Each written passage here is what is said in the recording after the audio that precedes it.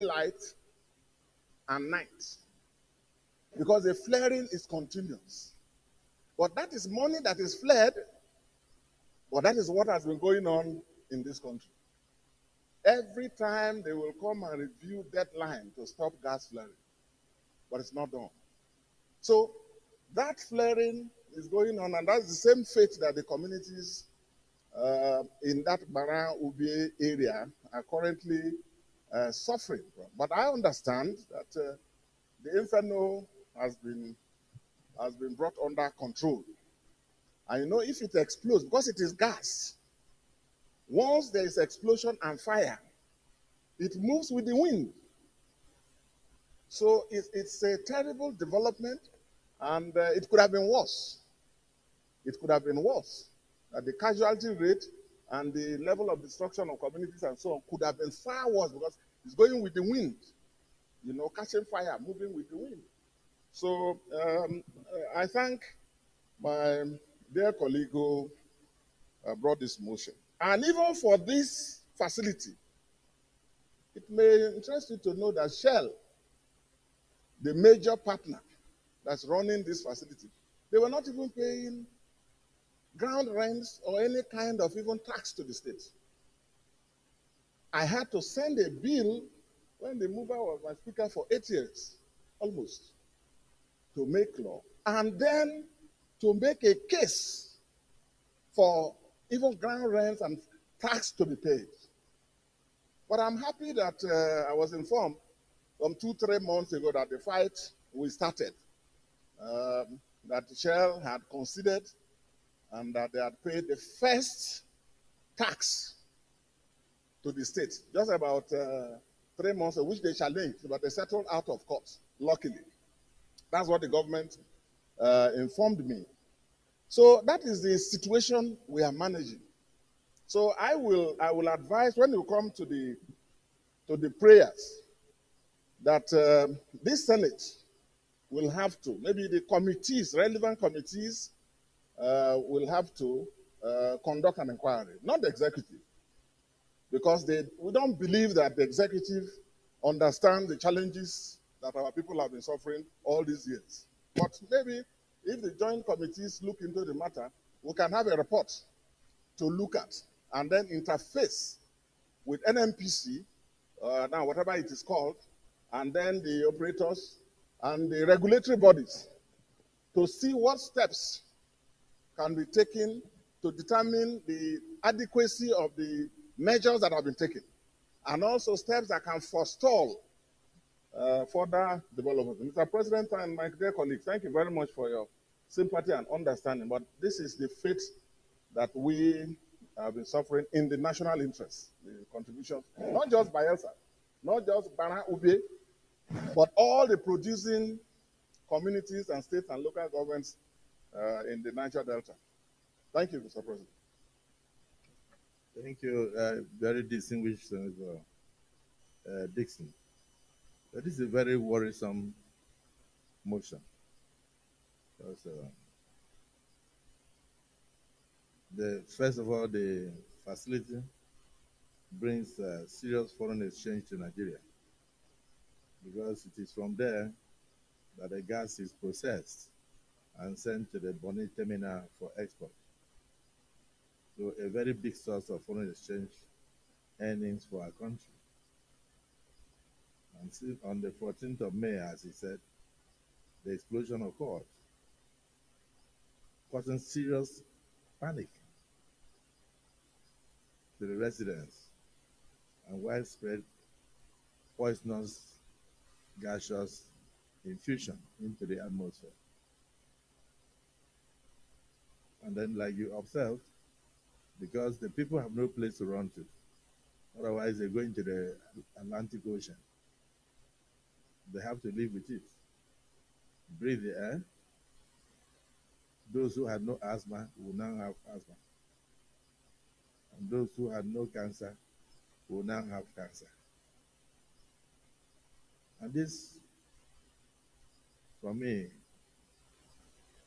even the corporate social responsibilities that ought to be undertaken by the operator, in this case, NMPCs to share have been, sidelined until you had to go to court to struggle for them to even pay the ground rent. I think the good news is that the Bola Ahmed Tinubu administration is a corrective regime and will definitely look into this. This must have gone on for the past 50 years.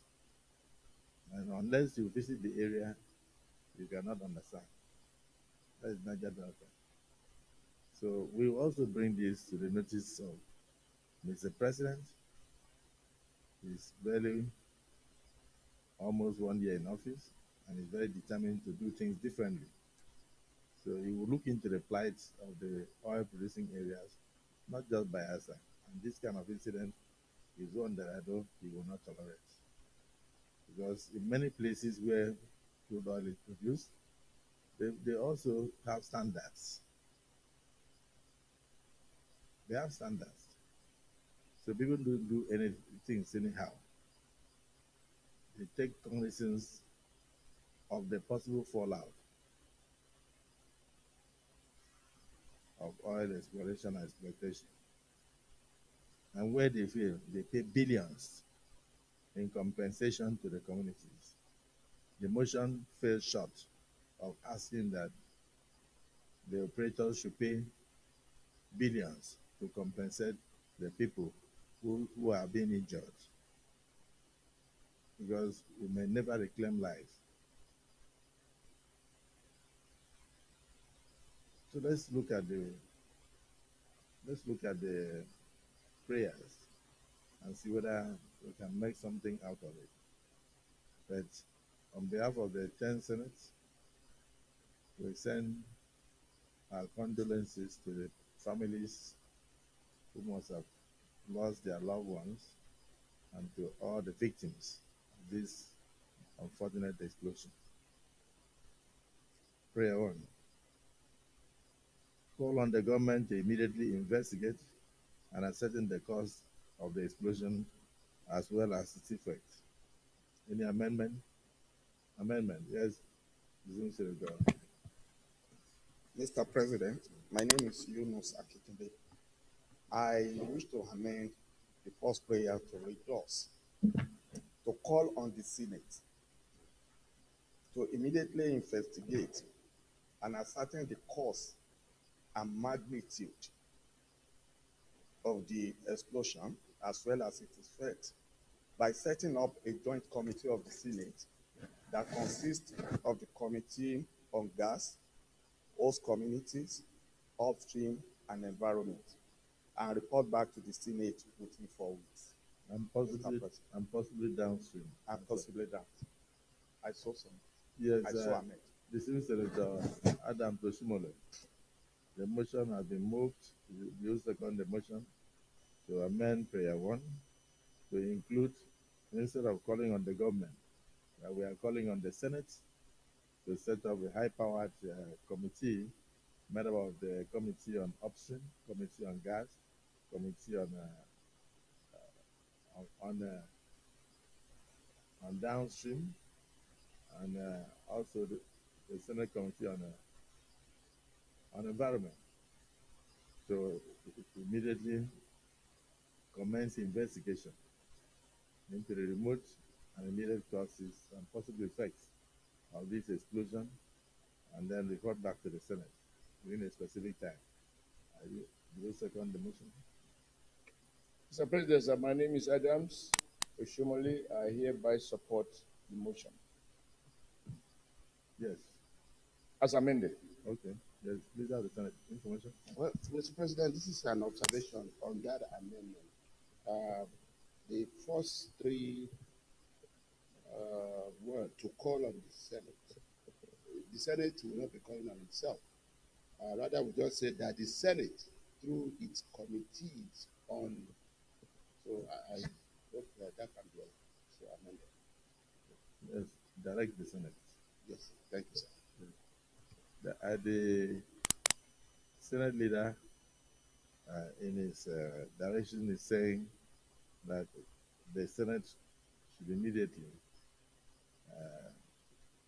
direct its committees on, let's mention them, petroleum upstream, gas, yes, downstream, host communities, and environment to, to immediately commence investigation. And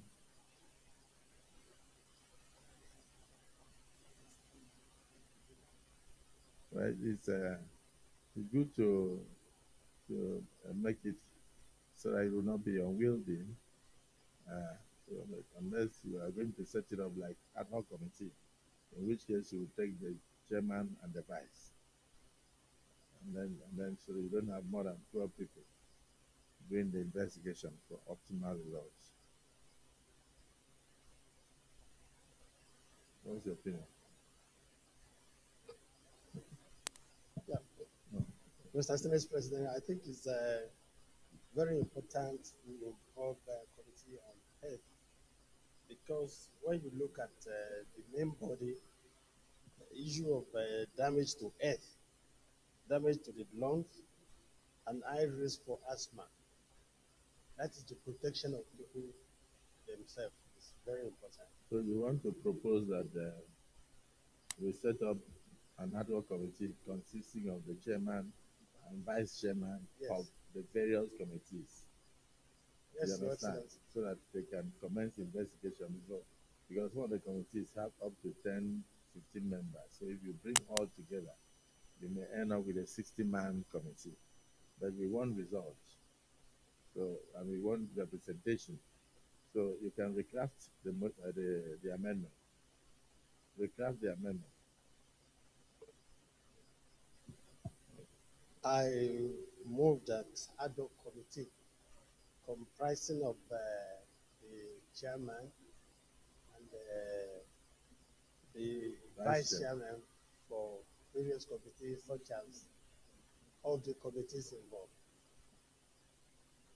on petroleum, downstream, upstream, gas, and earth. Environment. And Niger Delta. Environment, Niger Delta. Yes. Then host communities. And host communities. And then health. Yes. I so move, Your Excellency. Yes. Kelvin. Senator Kelvin, you second that amendment.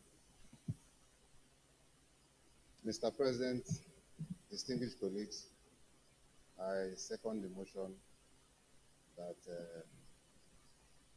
the host community, the downstream, and the relevant authorities, that they should hold the responsibility, made to hold responsible for the thing. So simple. Distinguished senators, the prayer 1 has been amended to read that the Senate do constitute an ad hoc committee made of the chairman and vice chairman of the committees on petroleum upstream, petroleum downstream, Senate Committee on Gas, Senate Committee on Host Communities, Senate Committee on Health, and Senate Committee on Environment to immediately commence investigation into the remote and immediate causes and effects of this major explosion and revert to the Senate within 2 weeks. Those in support of the motion as moved, of the amendment as moved and seconded, say aye. Those against say nay. The ayes have it. Prayer 2. Call on the government to adopt measures for the protection of the environment from further degradation, as well as for the enhanced protection of these and other national economic assets for the purpose of preventing the. I think this prayer 2, in my view, will be subsumed into the investigation. But do we leave it as a single prayer, or do we add it as part of the terms of reference for the ad hoc committee?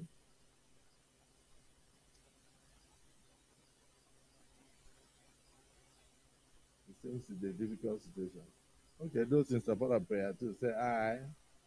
Those against say, okay, amendment, Senator Binus. Thank you, Mr. President, distinguished colleagues, Dino Sierra Adama South. I think we should be very specific about government. Shouldn't be just on the government, but on the federal government. Thank you. Yes. Yes, Senator Yaradua. Thank you, Mr. President, my distinguished colleagues. I'm Abdulaziz Musa Eradua, representing Kasane Center. I rise to second the motion as amended by my distinguished colleague. I so second. Distinguished colleagues, the motion has been moved and prayer two amended to read that we should call on the federal government to adopt measures for the protection of the environment from further degradation, and also to enhance protection of other national economic assets and to prevent further recurrence of this kind of situation. Those in support of prayer two as amended say aye. Those against say nay. The ayes have it. Prayer three, call on the government and the operator of the pipeline to provide medical assistance and relief materials to the affected people.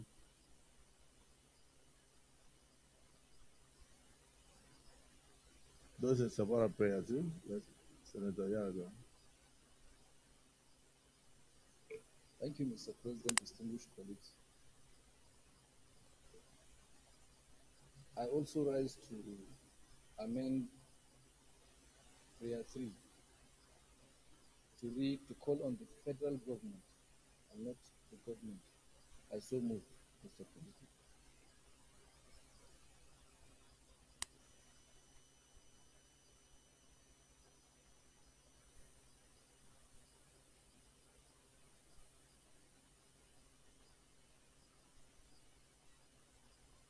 Any second? This is Senator Binus. Thank you, Mr. President, distinguished colleagues, Dino Sierra Adama South. I rise to second the amendment as moved. I so second. So those in support of prayer three say aye as amended. Those against say nay. The ayes have it. Any additional prayer? Yes, Senator Agadaga.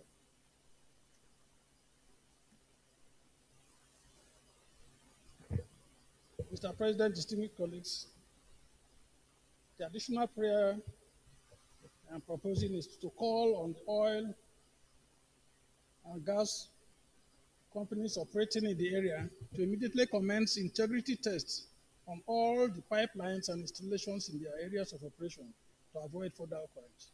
Thank you, Mr. President. Benson Agadagas, my name. Yes, I missed. Yeah, this is Senator Professor PhD.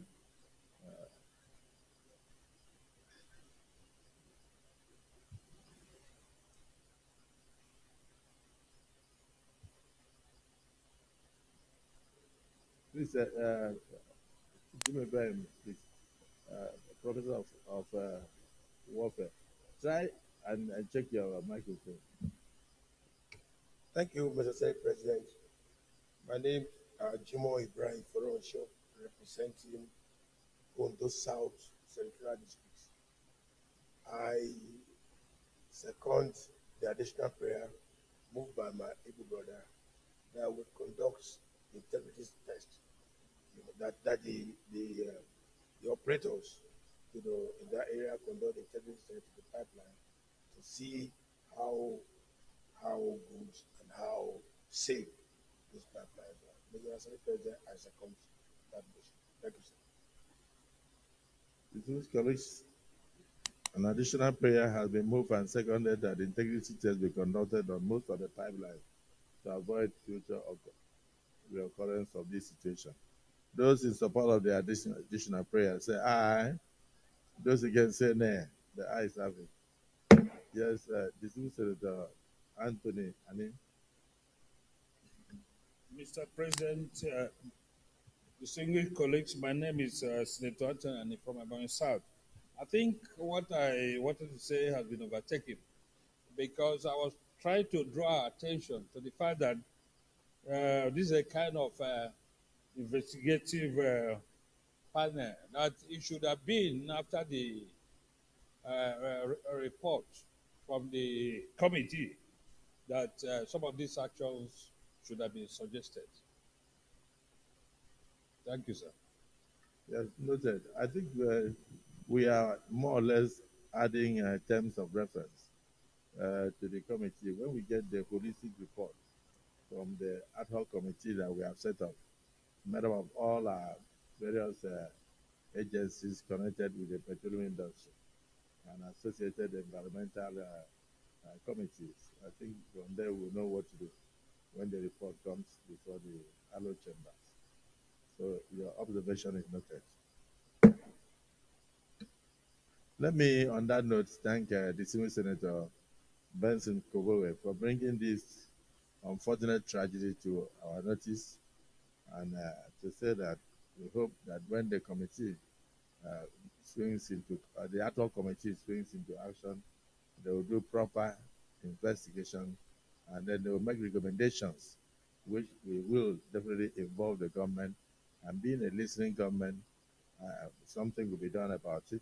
Let's hope that the outcome of this ad hoc investigation will help to forestall further breakages of and explosions of pipelines and other facilities in this nature. And also, it will serve as a major guide that we cannot build a gas processing plant in an area where people are living.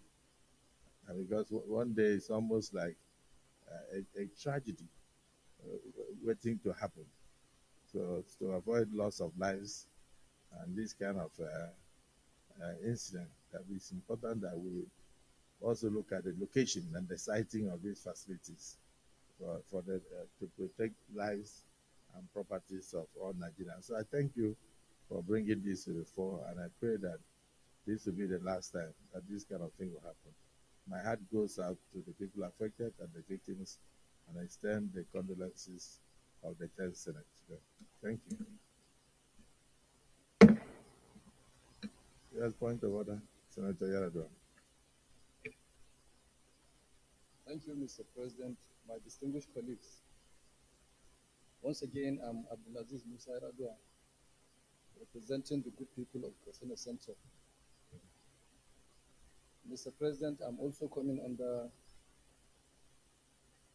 I came under Order 41 and 51 on the 16th of May, and the motion I wanted to present before the Senate was aptly captured in the voice of proceedings of 16th of May. Mr. President, I also approached you yesterday and this morning with respect of the urgency of this motion.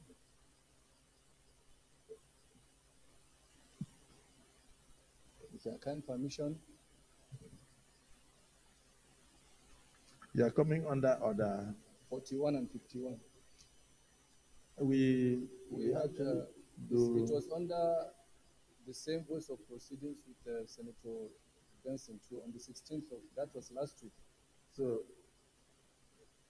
give us a summary of what Mr. President, my distinguished colleagues, the motion is on the payment of toll fees at airports by VIPs and military personnel. And Okay, so borders on the distinguished colleagues, Armed Forces Act. I understand. Distinguished colleagues, distinguished Senator Yaradua met with me on the current decision of the federal government to call on all Nigerians to pay taxes at the airports for entry into our airport facilities. And we observed that it's not in line with the Army Ordinance and the Constitution. So, and he wanted to bring it under Order 41 and Order 51. But we have just taken one, and we can only do one a day. So is it the view of the Senate that he be allowed to bring his motion on the next legislative day? Those in support say aye. Those against say nay.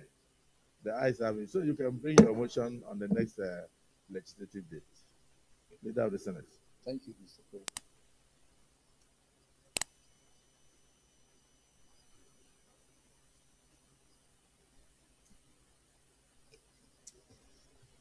Mr. President, very distinguished senators of the Federal Republic of Nigeria,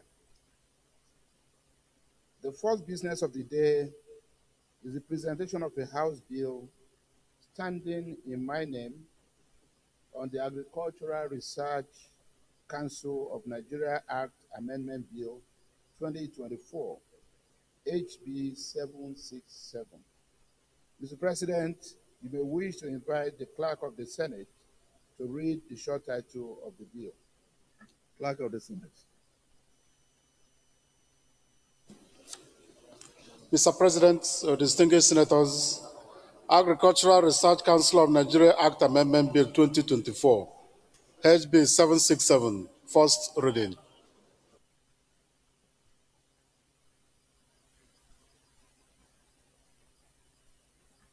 Distinguished colleagues, Agricultural Research Council of Nigeria Act Amendment Bill 2024, HB 767, first reading taken. Leader of the Senate.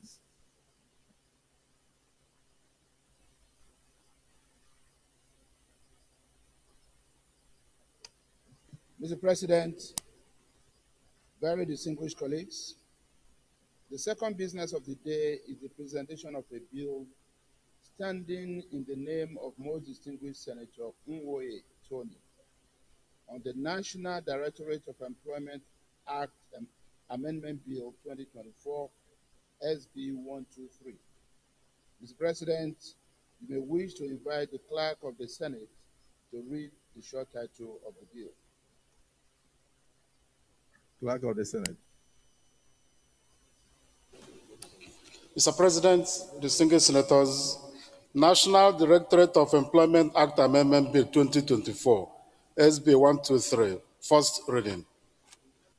Distinguished colleagues, National Directorate of Employment Act Amendment Bill 2024, SB 123, first reading taken. Leader of the Senate.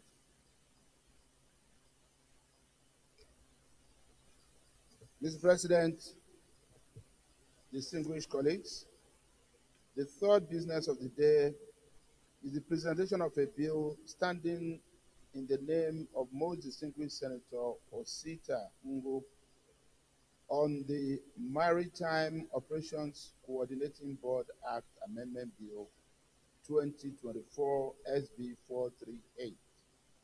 Mr. President, you may wish to invite the Clerk of the Senate to read the short title of the bill. Clerk of the Senate.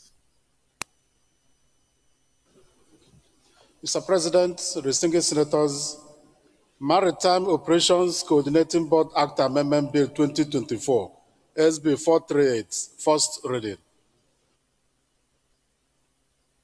Distinguished colleagues, Maritime Operations Coordinating Board Act Amendment Bill 2024, first reading taken. Leader of the Senate. Mr. President, distinguished colleagues, the fourth business of the day is the presentation of a bill standing in the name of most distinguished Senator Emmanuel Udende Memga on the Electoral Act 2022 Amendment Bill 2024, SB 458. Mr. President, you may wish to invite the Clerk of the Senate to read the short title of the bill? Clerk of the Senate.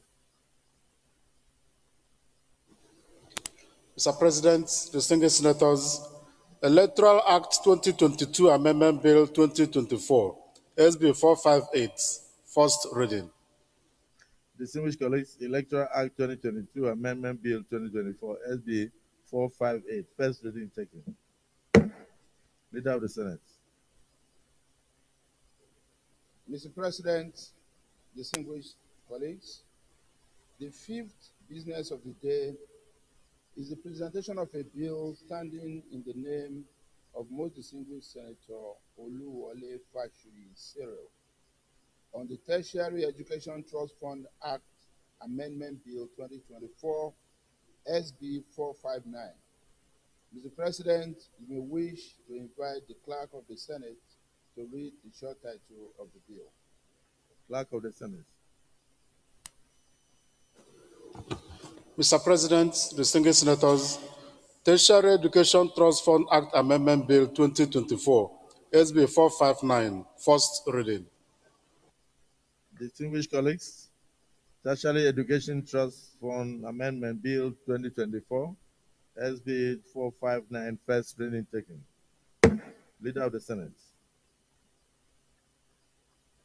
Mr. President, distinguished colleagues, the sixth business of the day is the presentation of a bill standing in the name of most distinguished Senator Adebomire Adeniyi Ayodele on the Federal University of Technology Akure Teaching Hospital Establishment Bill 2024 SB 460. Mr. President, you may wish to invite the Clerk of the Senate to read the short title of the bill. Clerk of the Senate.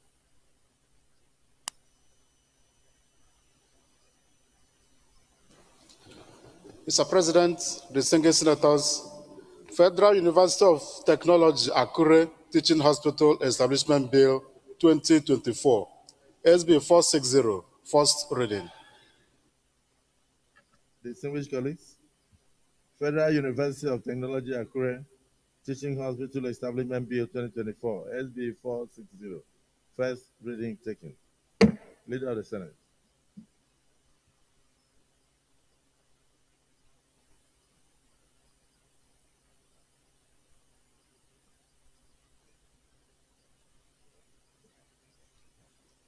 Mr. President, distinguished senators, may I crave your indulgence before I announce the first order of the day.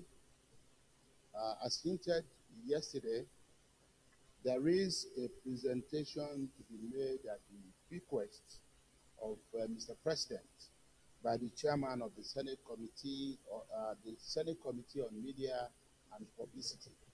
Mr. President, may I most respectfully invite you to so direct in that regard. Thank you. Yes, distinguished Senator Adaramodu.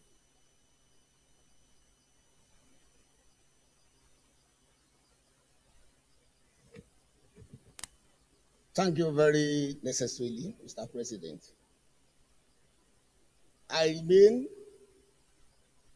and I am from Ekiti South Central District of Ekiti State. I am Senator Yemi Adaramodu. Yes, this 10th Senate is very uncommon in many ways. And uncommonly, we have to do so many things quite differently to ensure that the National Assembly, nay, the Senate, gets the attention, the public attention that it deserves. I wish to invite my colleagues, very distinguished colleagues, to a very resounding grand presentation of the 10th Senate magazine. Yesterday, we are going to witness a groundbreaking moment in the history of Nigeria. A moment that marks the birth of a new era of communication between the Senate and the citizenry. Yes, if you don't tell your story will be told by somebody else and the story can be skewed. And we know that the National Assembly, the Senate, is already being driven to a frozen metaphor for ludicrous, insidious, invidious stupidity, whereby the narratives out there negate what the Senate stands for. And this 10th Senate is going to act as a very iconic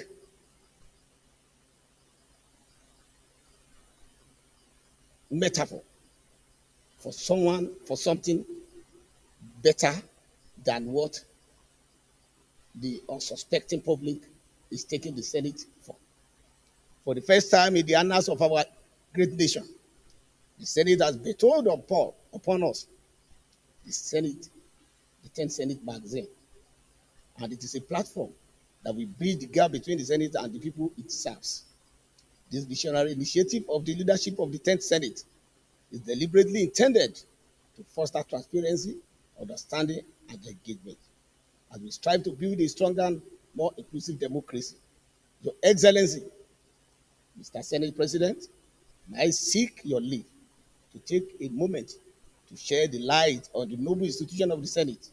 The Senate stands as the upper chamber of the National Assembly, representing the interests of the diverse Nigerian populace.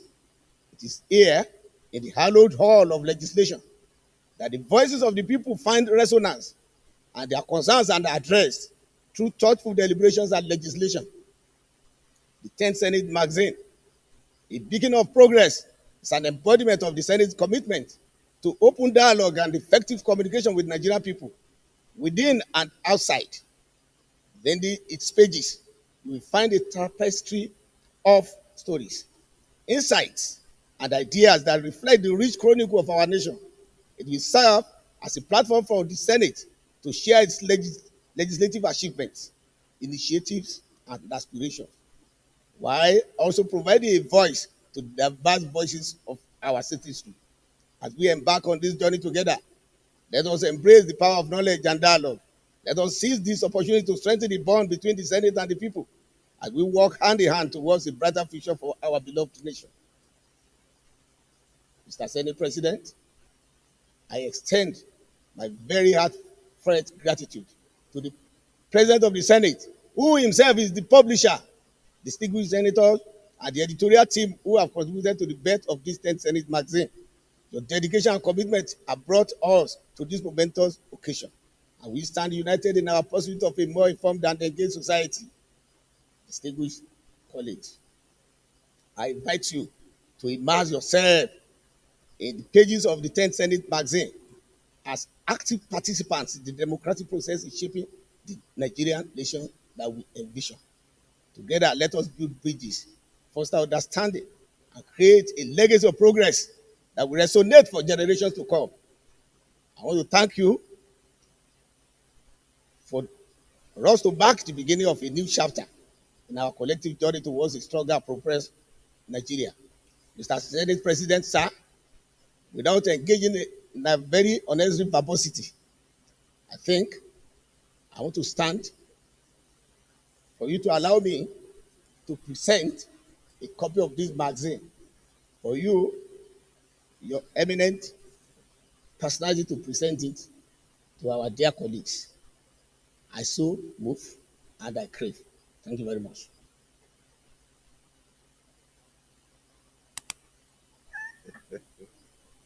This is totally uncommon. Senator Dixon, it's as if you want to second that is move. Motion.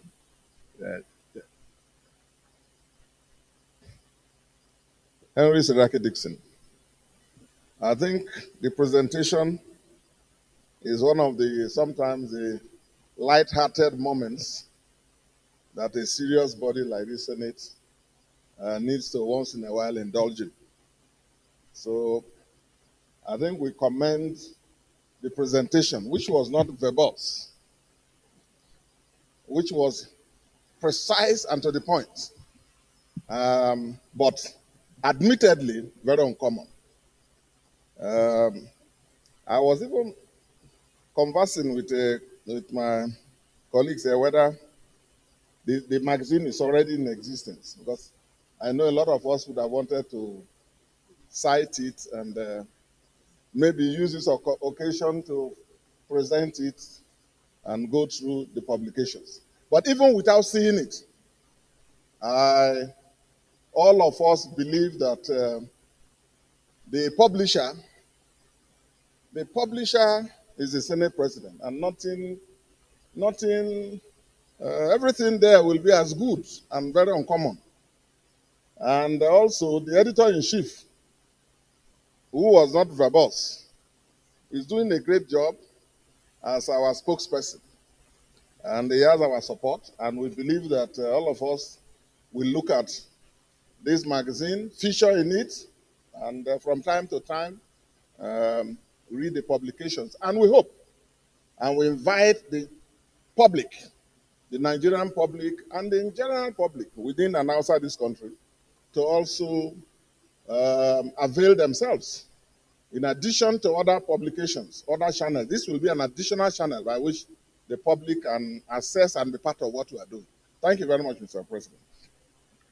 Well, distinguished colleagues, the Senator Adaramodu has requested permission of the Alo Chamber to present 10 Senate Magazine, a platform that will enable you to air your views and also report on the activities of the Senate vis-a-vis our service to the nation.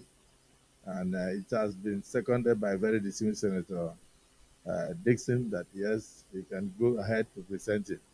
So those in support that he be allowed to present this magazine for the perusal of distinguished senators and for the use of the Senate as a bond between the Senate and the people of Nigeria, say aye. Those again say nay. The ayes have it. I know that Senator Alero just came in. So proceed.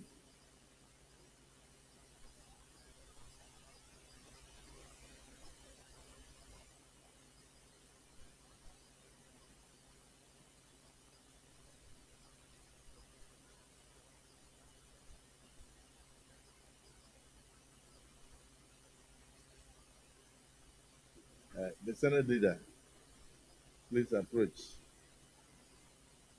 Minority leader, approach. Deputy leader, approach.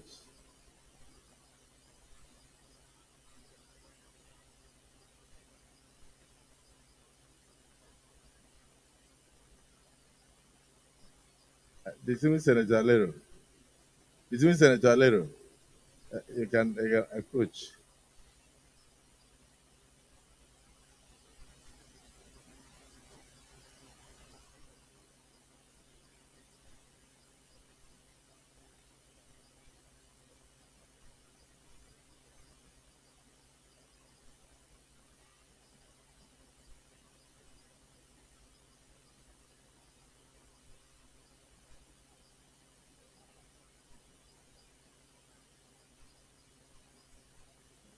By the special permission of the Senate President, they may approach the highest table.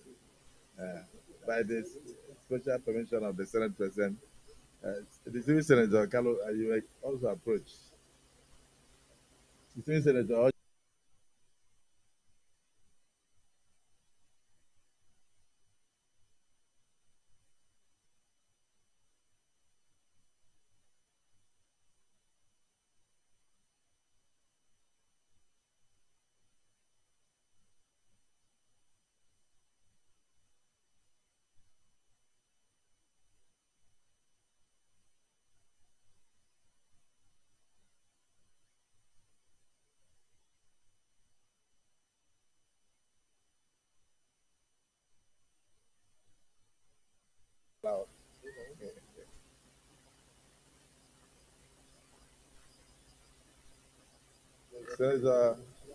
Senator Goje, please approach, and Senator Sabe, by virtue of your ranks.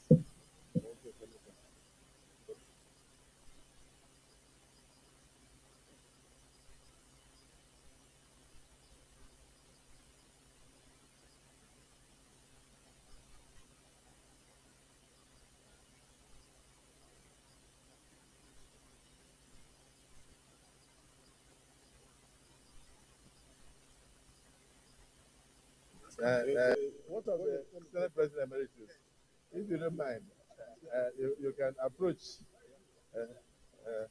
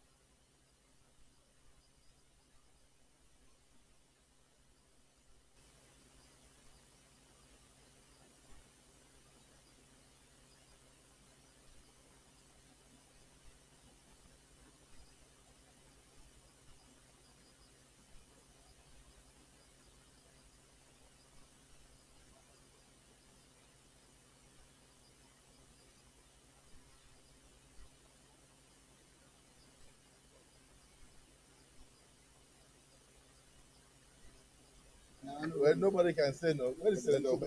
No, you can take where is it? This is Senator Ome, please. The senators want to see your red cap. It's one that you communicate.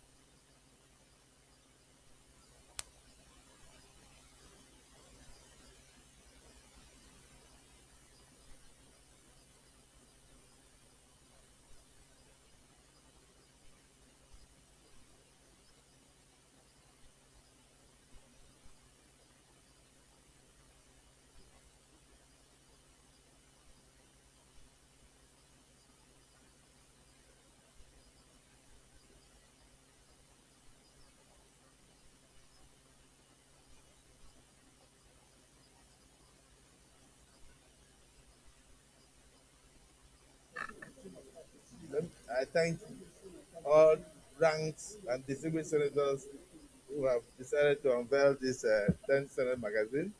And with the permission of the Senate President, we may all go back to our seats. Thank you.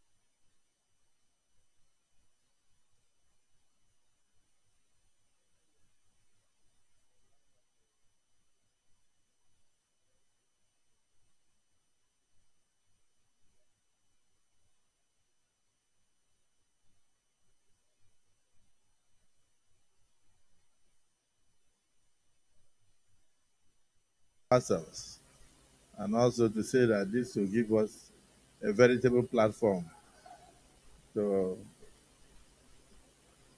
ensure that Nigeria understands us more. And then it's not only, it's like telling our stories ourselves. And so the 10th Senate magazine will be periodical. I don't know whether it will be bi-monthly or whether it will be quarterly magazine of the Senate to ensure that we capture all the activities of the Nigerian Senate for the benefit of the Nigerian people. So, Senator Daramodu, thank you. Truly an uncommon move in an uncommon Senate. Thank you. Senate Leader.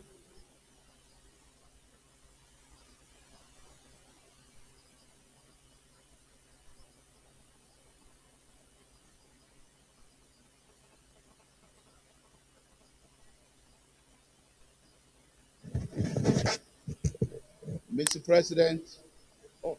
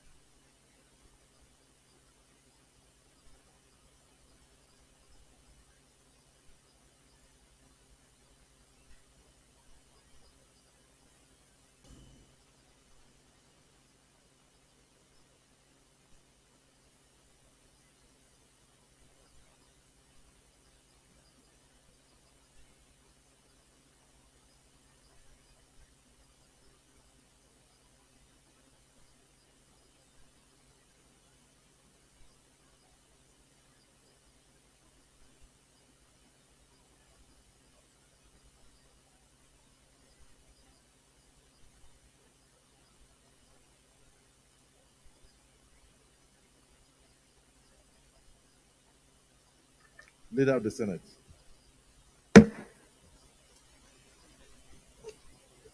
Mr. President, very distinguished senators, may I most respectfully seek for a reordering uh, of the items on the order paper, rather than us commencing with the first order of the day. May I request that we take the fifth order of the day as the first order of the day. And the fifth order of the day is a motion standing in the name of most distinguished Senator Manu Haruna and 16 others on the urgent need to address the vandalization of TCN transmission lines in the northeast region of Nigeria. Mr. President, this is a very important motion that borders on the entire northeast geopolitical zone. And the mover of this motion has a flight to catch to represent this institution at a very important program in London, in Leeds, United Kingdom. So, based on that, may I most respectfully so request, and I made this request pursuant to Order 38 of our rules, Mr. President and distinguished colleagues.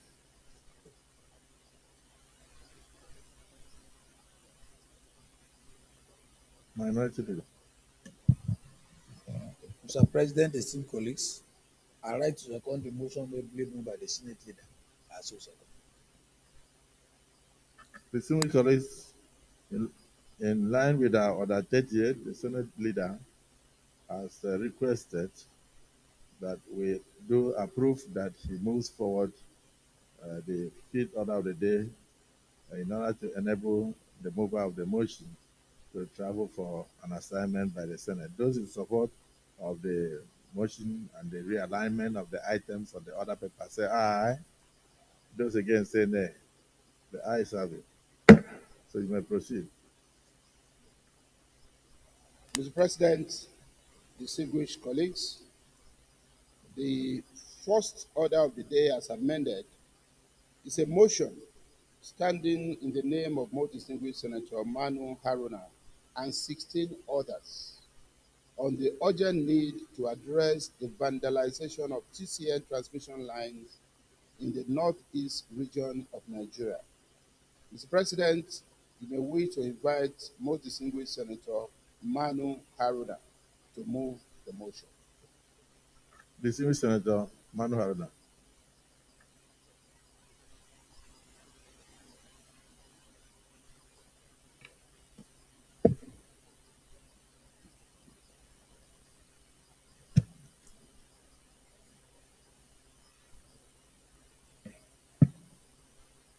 Thank you, Mr. President. Distinguished colleagues, my name is Taruna Manu. I represent Taraba Central.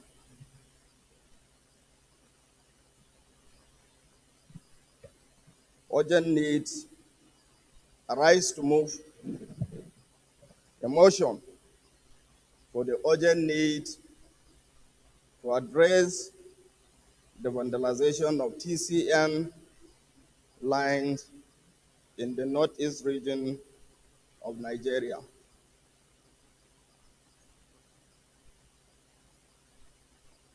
The Senate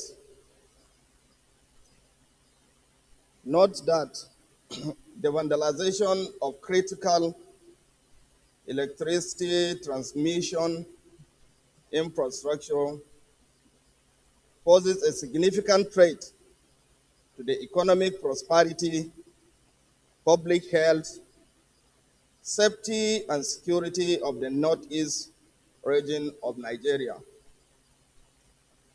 Further note that recent incidents of vandalization along the Jos Gombe 330 kV transmission line have resulted in severe disruption to power supply, affecting the millions of residents, hospitals, commercial activities, communication networks, public safety, and the overall well-being of the people of Plateau, Bauchi, Gombe, Adamawa, Taraba, Yobe, and Borno states.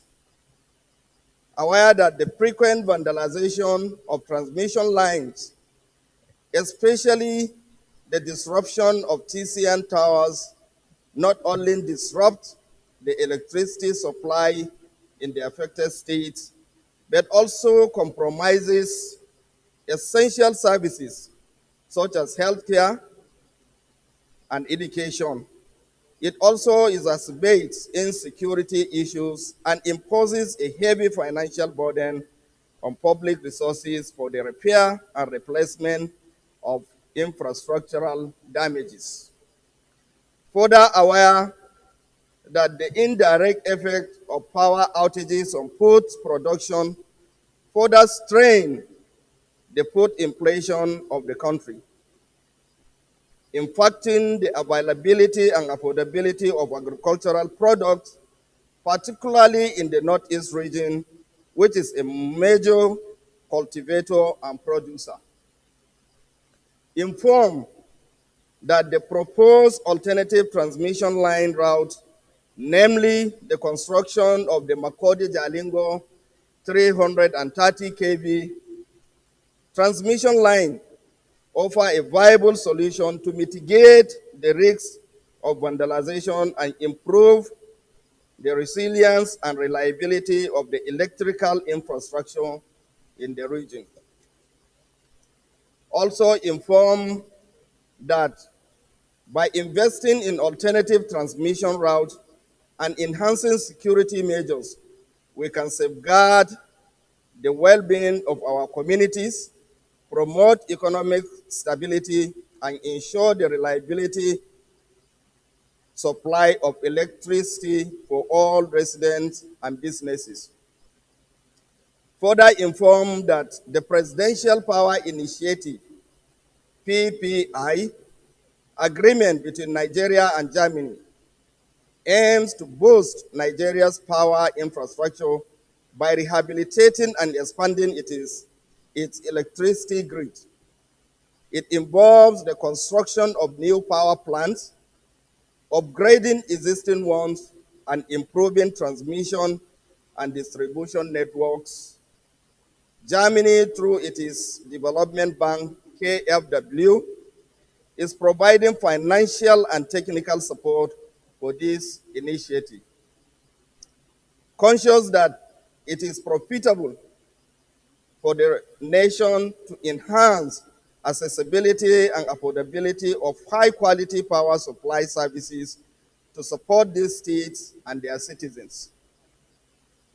Resolve to urge the federal government through the Federal Ministry of Power to, as a matter of urgency, allocate funds to the Transmission Company of Nigeria, TSN, to address the fault along the Jos Gombe 330 kV transmission line and restore power supply to affected areas, especially on all affected towers.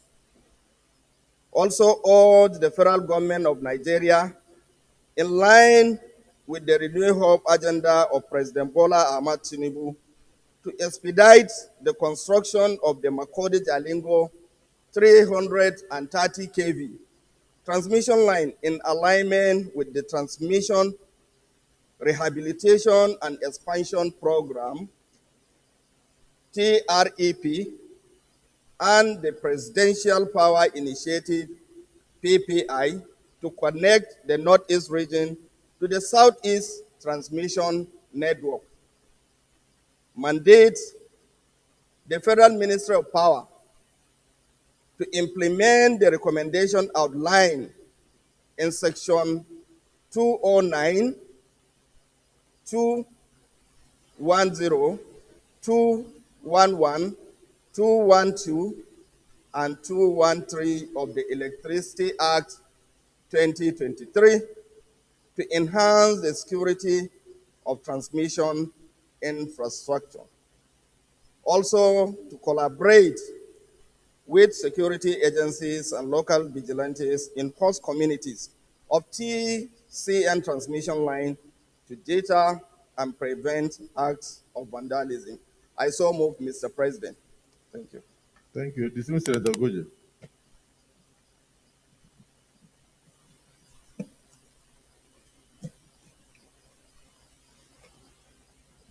Thank you, Mr. President.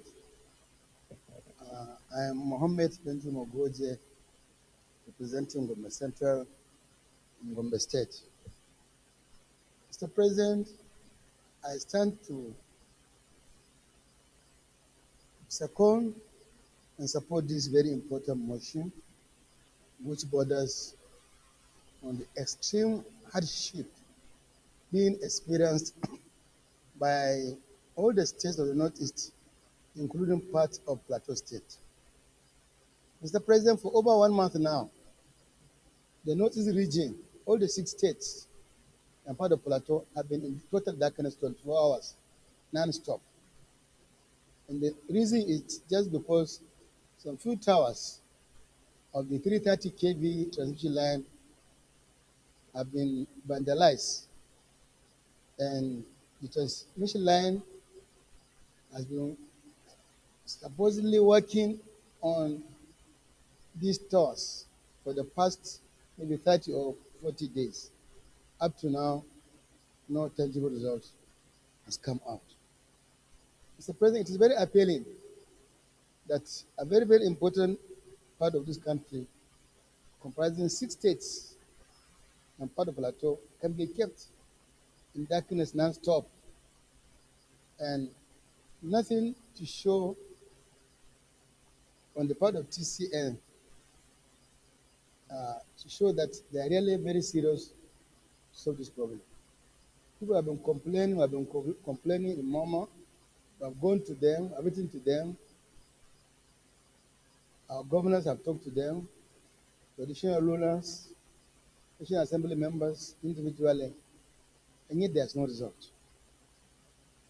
That's why we are now coming to the National Assembly, the Senate in particular, to intervene on behalf of our suffering people to ensure that electricity is restored to the Northeast without delay.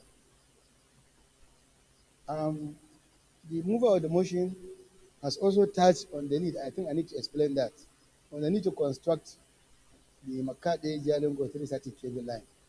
The idea is to have what they call double circuit.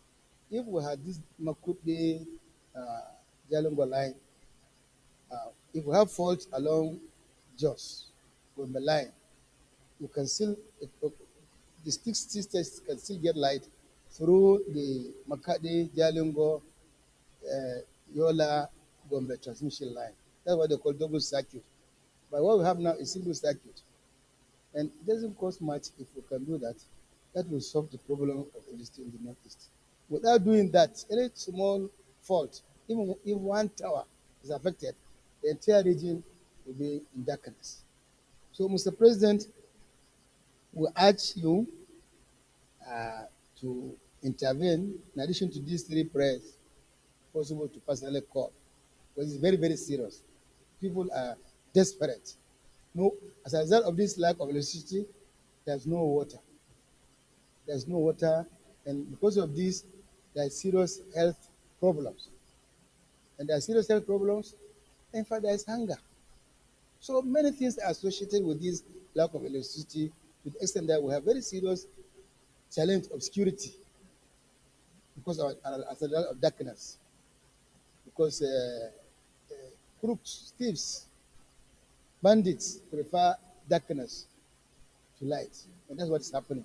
So we're in serious danger, and that's why we're calling for urgent intervention of the Senate, led by Mr. President, who is the uncommon leader. We want you to show your uncommon intervention in this matter to ensure that light is restored to us immediately.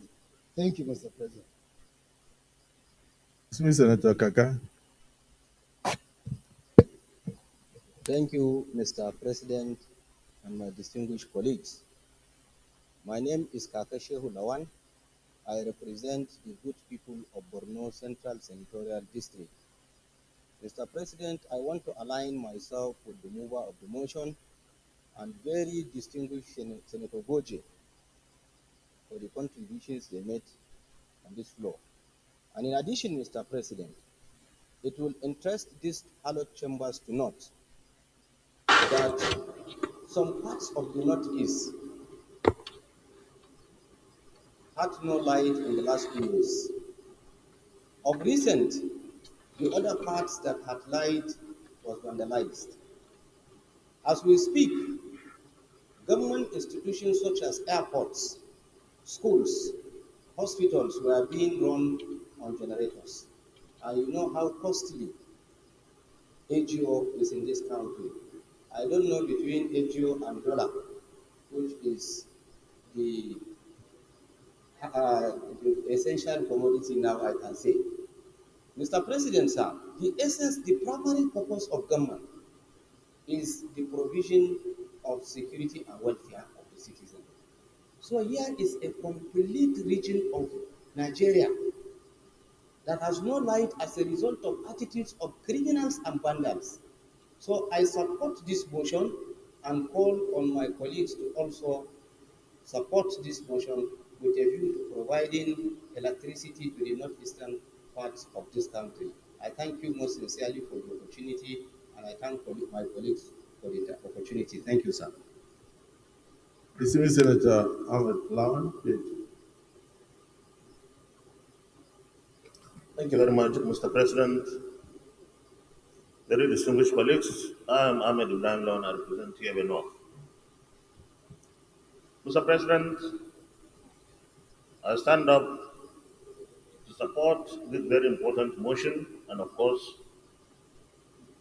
as someone from Yobe, I represent those who have sponsored the motion. Distinguished colleagues, the body of the motion itself is self-explanatory. All the details that we need to know are here. And the submissions by the sponsor of the motion, Senator Gode and Senator Takashio Lawan, have gone further to explain what the body of this motion is all about. I want to come from a different perspective. The late 90s, UNDP categorized the northeastern part of Nigeria to be the poorest in Nigeria, the late 90s. And this situation has remained to date. Mr. President, when we are talking about restoring electricity in the Northeast, what we have is minuscule. It's small compared to what other parts of the country get. So in addition to getting the restoration, in fact, we'll be asking for justice. Because power, energy, helps in development of industries and, in fact, livelihood generally. We don't have in our areas, and the little that we had was taken away. Mr. President, the northeastern part of Nigeria is one part of Nigeria where we were promised Mambila hydroelectricity power. Since late 70s, to date, not 1 kilometer of road has been constructed to usher in the construction of that dam. Poverty is so entrenched in the lives of our people. Mr. President, imagine a section of Nigeria where, despite the backwardness, insurgents came and destroyed institutions of learning, particularly our primary schools and secondary schools. And educationally today, the Northeast is suffering so much because we are backward, we are being stopped from making any further progress. So the totality of what we have in the northeastern part of Nigeria today is a section of Nigeria that requires full and complete and total attention of the federal government. We thank the federal government of Nigeria that we have the Northeast Development Commission. But the Northeast Development Commission alone cannot handle the development challenges in the Northeast today. So I support this motion wholeheartedly, but I feel that, Mr. President, when you will take the lead in pursuing our case, we should go beyond just restoring the electricity that we have that is not enough in any way in that part of the country, because we received the list. Thank you very much for the privilege. Senator Wadada. Thank you very much, Mr. President, distinguished colleagues. I am Senator Ahmed Wadada Aliyu. Is that President? Yes, they have moved me here. Please, my colleagues know that I have been moved. Yes, you can see my name, sir. It's my seat.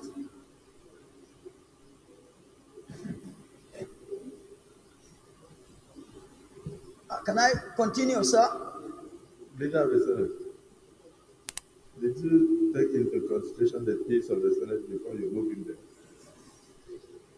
I think it is the responsibility of Senate services because my leader always takes care of me. Let me speak for you, leader. Anyway, proceed so long as. Thank you very much, Mr. President, distinguished colleagues.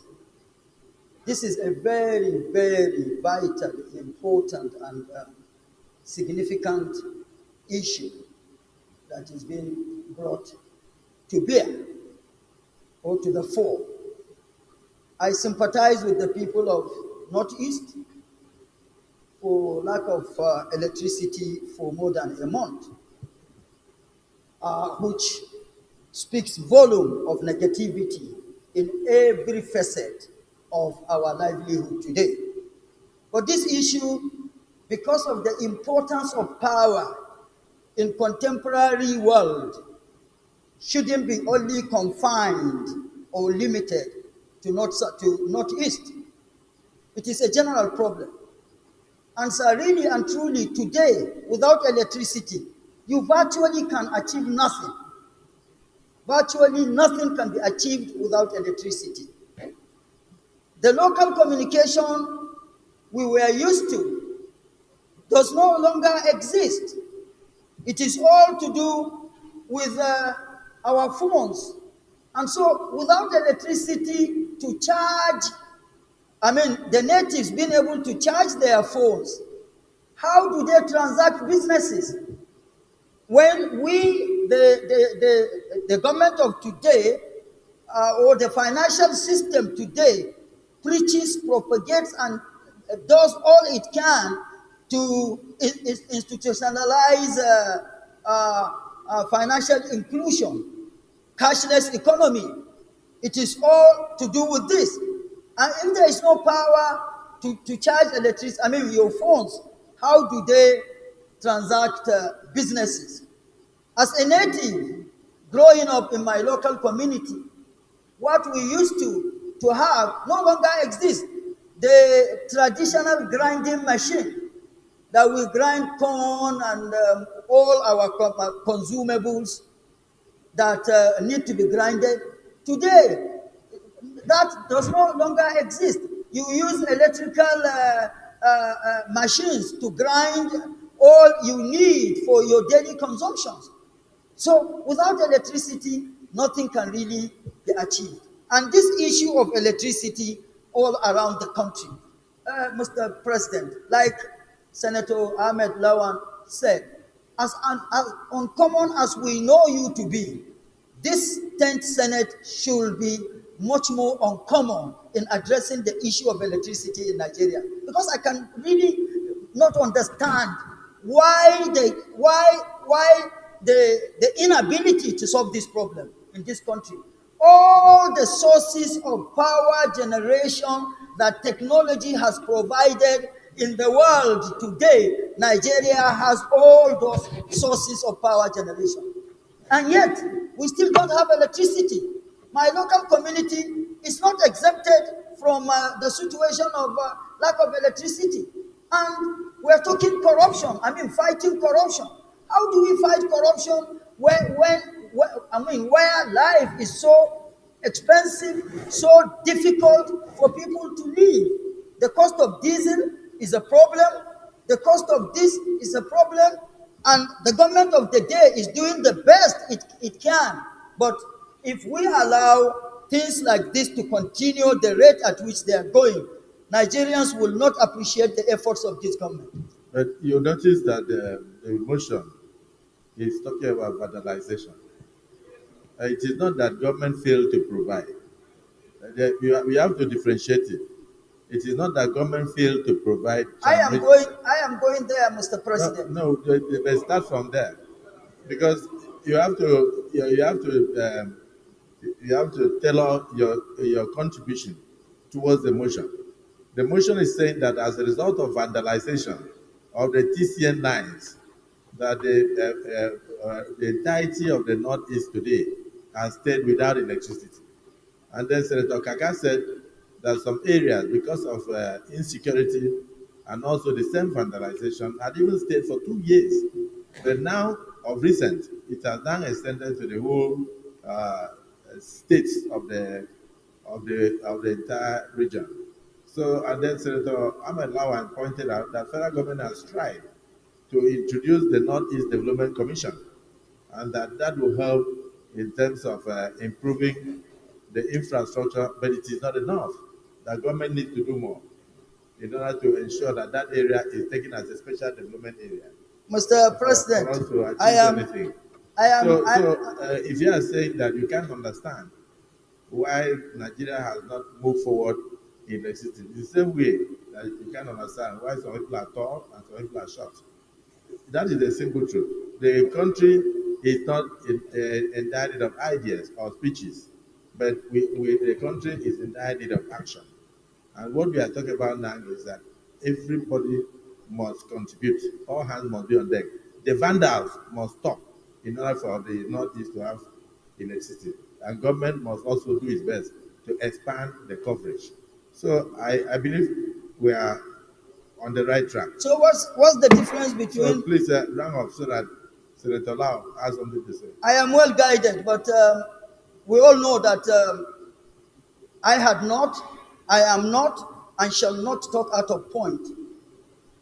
Vandalization is a common problem everywhere, and those that are into this should be called to order.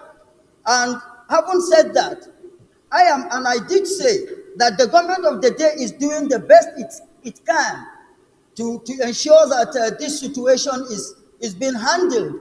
But if things like this continue, Nigerians will not appreciate. So really and truly, Mr. President, what you said and what I said are on the same path. So we should all do the needful. So you support the motion? Of course, I support the motion. That's why I raised my hand and he recognized me, sir. Thank you. And still, Senator Lau, when you are contributing, also note that they gave alternative. That somebody is saying that if we were to get light from the just transition line, in addition, that it will also assist to give light to the Northeast. So the person was suggesting two sources of transmission, which will make it sustainable outside the repair of the immediate damaged transmission line. Please go ahead. Thank you, Mr. President, my highly respected colleagues. In associating myself with the motion, I want to support and congratulate the mover and co-movers of this motion. Your Excellency and my distinguished colleagues, this incident happened on the 22nd of April precisely, and it affected four towers, towers 2088, 2089, 2090, and 2091. Your Excellency and my distinguished colleagues, when this incident happened, it was the peak of hot season in the Northeast geopolitical zone, and the Senate was on short recess for Easter and Salah break. Immediately the incident happened, I contacted the Chairman Senate Committee on Power. We discussed extensively, and I moved to contact the Managing Director and Management of TCN Nigeria Limited. And Your Excellency and my distinguished colleagues, I'm happy to say that the Managing Director and the management of TCN acted promptly by asking their contractor to move to site immediately. The Contractor moved to site and promised to deliver before the end of May. His own date is 27. At the moment, I've been in constant touch with the management of TCN and the contractor, and God willing, by Saturday this week, power will be restored to the Northeast geopolitical zone. Your Excellency and my distinguished colleagues, I want to specifically align myself with what the former President of the Senate said. The Northeast geopolitical zone is a forgotten and a zone that has been completely neglected. More especially the corridor between Benue, Taraba, and Adamawa has been neglected for the whole period of the existence of Nigeria. That is why you don't see rail along that line. You don't see major federal highway along that line. The only federal highway that existed along that line is a trans-Saharan road supported by the African Development Bank, which is supposed to start from Calabar and end in Tripoli. Your Excellency, my distinguished colleagues, I will want us to support this motion to mount further pressure on TCN and its contractor to employ more hands in handling the towers, even though they assured me this weekend that Saturday unfailingly they will restore power to the Northeast geopolitical zone. Your Excellency, my distinguished colleagues, as I said, Northeast, Northeast, Northeast. Your Excellency, the former Senate President has explained that Mambila Power Project was promised to us years back. Your Excellency and my distinguished colleagues, there is nothing like Mambila Hydro Project. Even the site that was earmarked for this project, it has no accessible road. Nobody has been there. A lot of money has been expended on that project that doesn't exist at all. Not even the survey has been completed. Your Excellency and my distinguished colleagues, I think on the issue of Mambila Hydro project, we need to constitute a special committee to look into the dubious means of awarding that contract, a total neglect to due process, and a total violation of the Procurement Act and waste of money. Yes? Your Excellency, the Senate needs to constitute an ad hoc committee to look into Mambila Hydro project.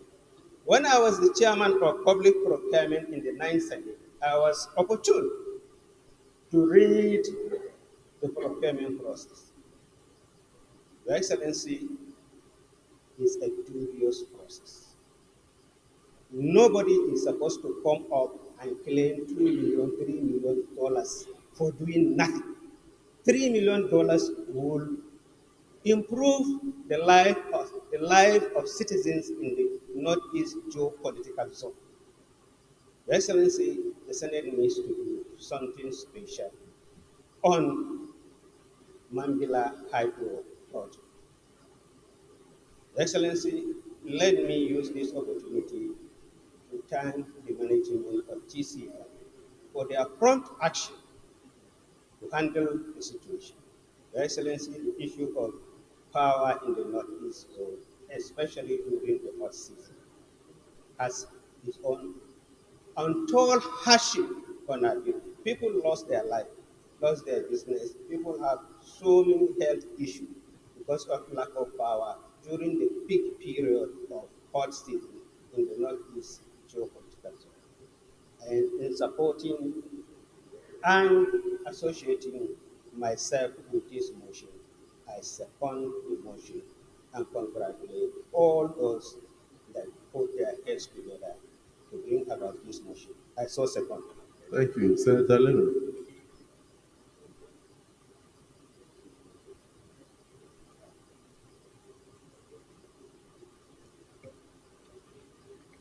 Thank you, Mr. President. Distinguished colleagues, I remain Muhammad Adamalewu, representing the good people of Cape Central. Mr. President, this motion is very important. Just last week, the governors of Northeast Geopolitical Zone had a meeting. And in that meeting, this issue reoccurred prominently. And they called on the federal government to restore power supply in that geopolitical zone. Mr. President, I want us to go beyond restoration of electricity supply in the Northeast. We should find out the culprits, those that are responsible for the vandalization of power line. It is considered as economic sabotage for people to go and destroy government properties, whether it is electricity power towers or rail lines, roads, infrastructure generally. And Mr. President, even if these people are caught within a very short period of time, we find them to be set free. So, to me, we are not serious as a nation. Those that are responsible for this should be punished. And in addition to that, Mr. President, Northeast governors also promised that each of the governors should try and construct 10 kV line of solar electricity, simply because what they have is not enough. This is to complement whatever the federal government is doing. And I see this as a novel idea, and it's worthy of emulation by all the governors. For power supply in Nigeria is really not enough. Generally speaking, wherever you go, whether it is northeast, northwest, north central, southwest, south, the story is the same. So if our governors can collaborate with the federal government, and opportunity has already been given by the amendment of the Power Electricity Act that gave opportunities to governors to come in and generate power, distribute power to service their people. So I support this motion, and I urge all my colleagues to do it. I'm happy to hear that the TCN has already responded, and they promised to restore the power supply in the Northeast before the end of this month. I sincerely hope that they will fulfill this promise. And if they do, Mr. President, we should call them and thank them very much for doing that. And there is also an opportunity for TCN and even distribution company, Mr. President.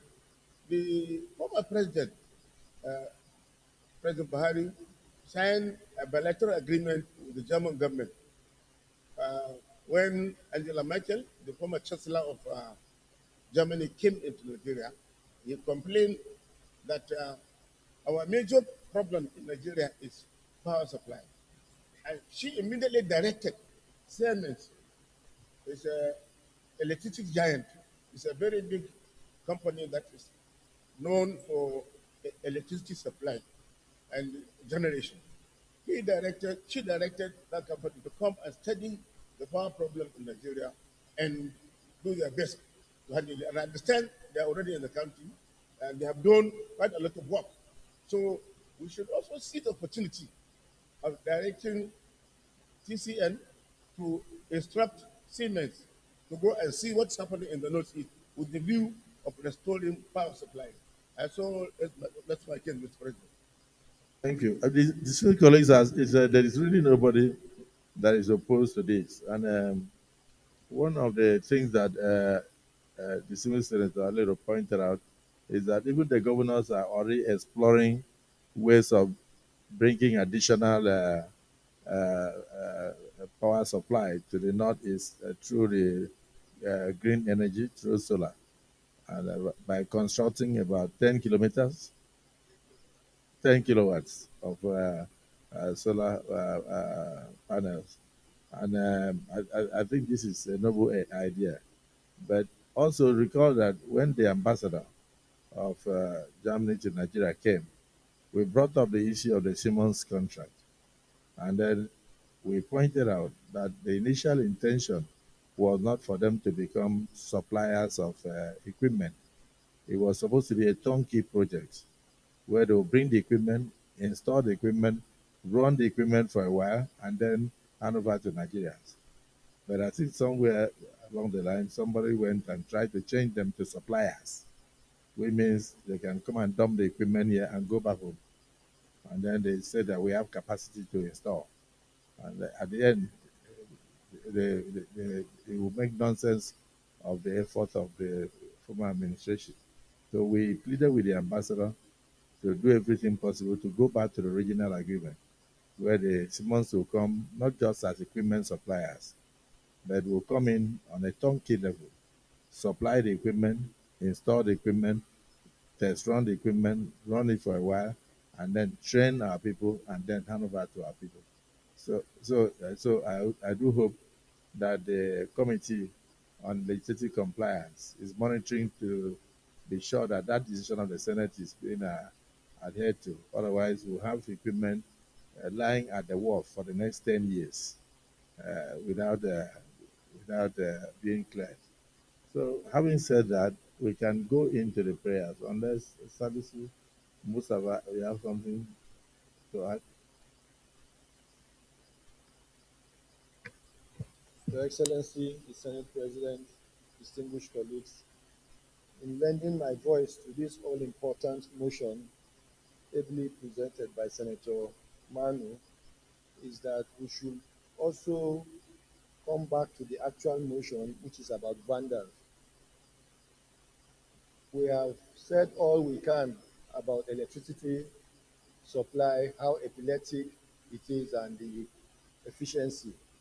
But there's one area we have not touched, which is those who are actively involved in this act of vandalization. When we say vandalization, just like they are spoiling, no. Sometimes they come to steal some of these things to resell in the market. And it is being done with the active participant or participation of some of the staffs of some of these agencies. Because I have experience where some people wanted to sell transformer to me. At the end of the day, we discovered these were stolen items from the then NEPA. So because nobody will just stand up and go and climb the pole wire to harvest or to remove 33 kVA cables like that without having knowledge of how the system works. So I want us to also draw our attention and the attention of those who are supposed to be custodians of this asset, that we must find a deterrent in making scapegoats out of those that are caught in this active business of theirs. That's my little contribution here, sir.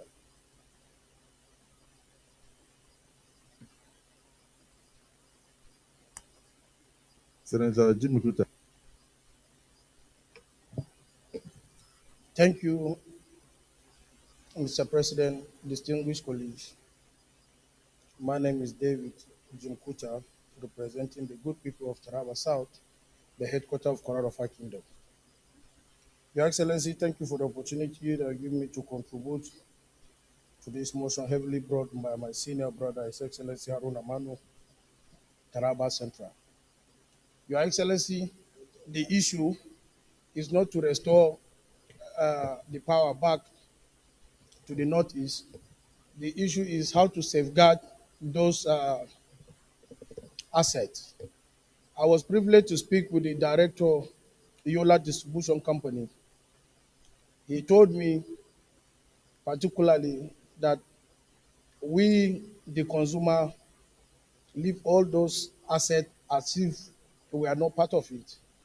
But it's a responsibility of we, the consumers, to protect those assets, not only them, the distribution company. So, Your Excellency, my take is this.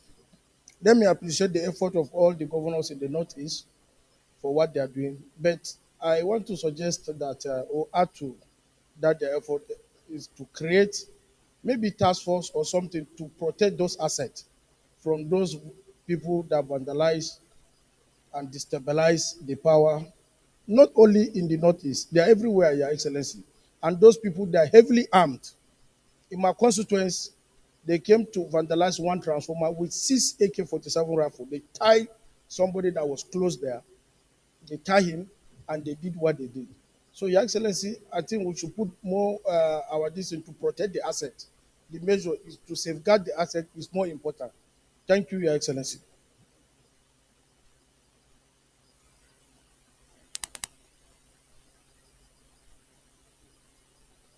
Let me thank all that have spoken and to say that a few things have come up. One, the Mambila Hydro project, Senator Lau, you may have to come with a different motion for us to look into it because it's a very large project. And then we try to know how much we have expended so far and what has been done. Because you pointed out that not even 1 kilometer of road has been tarred so far towards the location, and yet billions have been spent. So please come back to us with a different motion on that. And then come back to us with a different motion on that. Now, when we go into the, well, no problem. Yeah, you're allowed. Then, of course, Senator Jimmy Kuta, yeah, you brought up a very crucial point. And that point is the need for us to have a task force to protect the assets.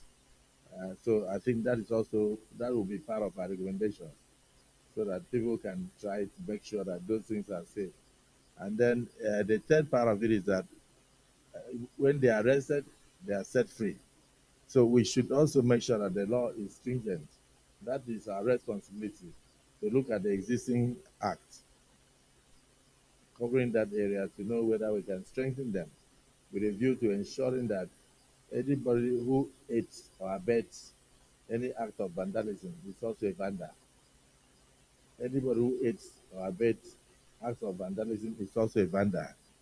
So once we make that very stringent and then we prescribe the right punishment, it will deter people from attempting to release them whenever they are arrested, and then to make sure that the culprits are actually brought to book to serve as a deterrent to future vandals. Yes, Senator Bello, Sonny Bello, yeah, you have something to add?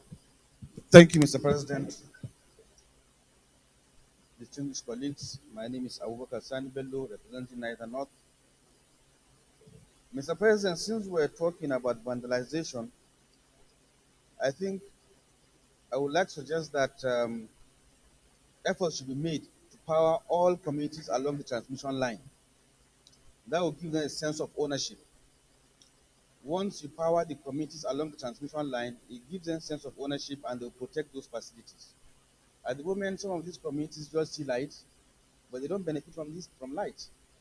So no amount of police or civil defense, because it's a vast area, can protect these transmission lines. So the critical stakeholders like TCN, the GENCOs, DISCOs, Northeast Development Commission should come together, even if it's through corporate social responsibility, to power all communities along transmission lines so that they'll have sense of belonging, sense of ownership, and they'll protect these lines. I think that will go a long way. Thank you. Thank you for your contribution. So, distinguished colleagues, so let's look at the prayers now. Prayer 1, urge the federal government through the Federal Ministry of Power to, as a matter of urgency, allocate funds to the Transmission Company of Nigeria, TCN, to address the faults along the Jos Gombe 330 kVA transmission line and restore power supply to affected areas, especially on all affected towers. Those in support of prayer 1 say aye. Amendment to prayer 1. Yes. Amendment now.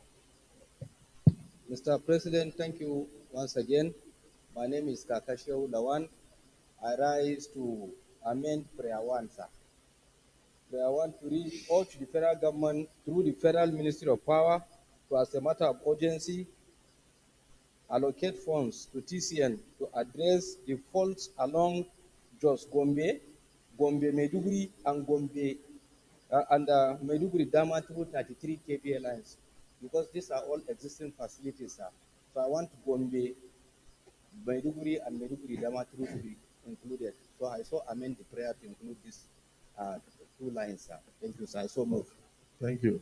Yes, distinguished Senator Joanna Amos. Mr. President, distinguished colleagues, I stand to second the motion as ably moved by my brother. Thank you, sir. Distinguished colleagues, prayer 1 has been amended to include the just Medugri, Gombe Medugri line of the 330 kVA. Those in support of the prayer as amended say aye. Those against say nay. The ayes have it. Prayer 2, urge the prayer 2 is been amended and carried. So you can bring it as additional prayer. Prayer 2, urge the federal government of Nigeria, in line with the renewed hope agenda of President Bola Ahmed Tinubu GCFR, to expedite the construction of the Makodi Jalingo 330 kVA transmission line in alignment with the Transmission Rehabilitation and Expansion Program TREP and the Presidential Power Initiative PPI to connect the Northeast region to the Southeast Transmission Network. Those in support of prayer 2 say aye. Those against say nay. The prayer 2 is carried. Prayer 3, further urge the Federal Ministry of Power to implement the recommendations outlined in sections 209, 211, 212, and 213 of the Electricity Act 2023 to enhance the security of transmission infrastructure. Also to collaborate with the security agencies and local vigilantes in host communities of TCN transmission lines to deter and prevent acts of vandalism. That was what Governor Bello said. Those in support of prayer 3 say aye. Those against say nay. The ayes have it. Yes, any additional prayer? Senator Yao. Thank you, Mr. President, and my distinguished colleague, Senator Isa Shoaibullah, representing the good people of Taraba North. My additional prayer is to urge the federal government to make provision for special intervention fund for maintenance of all transmission lines and establishment of new ones to evacuate the power generated to the needed communities. I so move. Thank you. Any second? Okay, so yes, this seems there. Mr. President, I am Yahya Abdullahi representing Kebbi. I rise to second the motion ably raised by my distinguished colleague, Senator Lau. I so second. The additional prayer has been moved and seconded. Those who are in support of it say aye. Those against say nay. The ayes have it. So let me thank distinguished Senator Manu and all other distinguished colleagues who have made contributions towards this all important motion, and to say that yes, indeed, it is something with abhor that of course darkness will create opportunities for miscreants to wreak havoc on the communities, and that as much as possible the TCN should immediately rise to the occasion, and the Federal Minister of Power should ensure that the power is restored to the northeastern part of this country to aid the security of lives and properties, which of course remain the primary focus of government. I thank all of you. I thank the mover of the motion. I thank all of us for the contributions, and I do hope that again, the Senate Committee on Legislative Compliance will follow up to know how far the resolutions of this Senate are being obeyed. Thank you. Leader of the Senate.